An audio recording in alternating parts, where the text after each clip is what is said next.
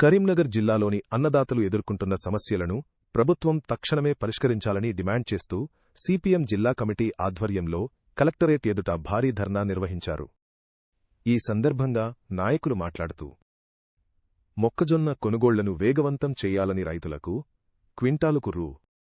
500 చొప్పున బోనస్ ప్రకటించి వారి ఖాతాల్లో జమ చెయ్యాలని పట్టుబట్టారు. కొనుగోలు కేంద్రాల్లో దళారుల దోపిడీని అరికట్టాలని, కేంద్రాల వద్ద రైతులకు కనీస సౌకర్యాలు కల్పించాలని కోరారు.